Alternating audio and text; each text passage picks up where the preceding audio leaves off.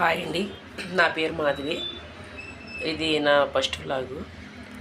నేనైతే ఈరోజు పప్పు బీరకాయ వండుతున్నానండి.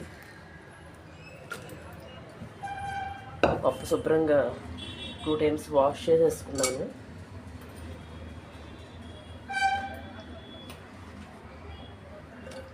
పప్పు బీరకాయ అయితే వండుతున్నాను.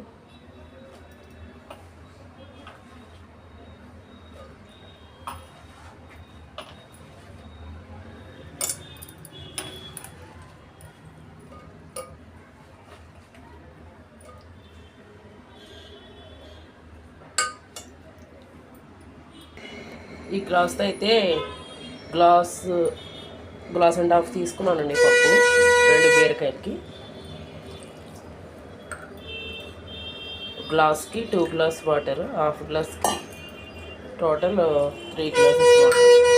ఎందుకంటే బీరకాయలో వాటర్ ఉంటుంది కాబట్టి ఆ వాటర్ సరిపోతుంది. ఎక్కువ వేసుకున్నా కూడా కొంచెం మనం విజిల్ వచ్చినప్పుడు వాటర్ అంతా అయితే పొంగిపోయి కిందకు వచ్చేస్తుంది.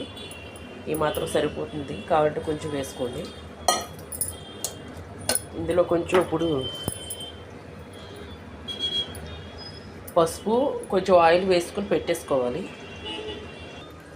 ఇదిగోండి, పప్పు అయితే మూత పెట్టేసాను. గ్యాస్ వెలిగించేసుకుందాం.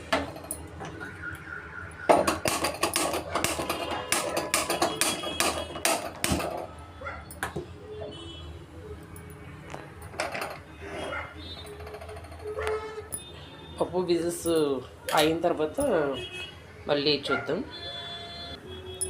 ఈ బీరపొట్టు అయితే నేను ఉంచుతానండి. ఇందులో టమాటాలు వేసి కొంచెం రోటి పచ్చడి కింద చేస్తాను, బాగుంటుంది.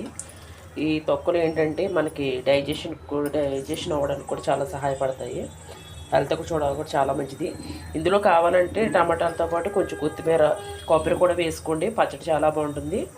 అలాగే కొంచెం మనకి సరిపోతుంది, టిఫిన్లో తినచ్చు, రైస్లో తినచ్చు, చాలా బాగుంటుంది. అలా ట్రై చేయండి ఒకసారి, ఎవరైనా ట్రై చేయకపోతే. చూసారా ఎన్ని సామాన్లు ఉన్నాయి షింకులు. నాకు హెల్త్ బాగోలేదండి. కొంచెం ఫెస్టివల్ అయిన తర్వాత చలిగాలికి కొంచెం ఫీవర్ వచ్చింది.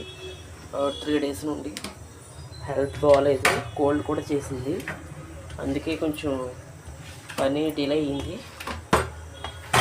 ముందు పప్పు పెట్టేసుకుంటే పప్పు అవుతుంది కదా అనేసి స్టవ్ మీద పెట్టేశాను. ఇప్పుడు ఇవన్నీ క్లీన్ చేస్తాను. ఈలోపు పప్పు అయితే ఇంకా దారం పెట్టుకోవచ్చు.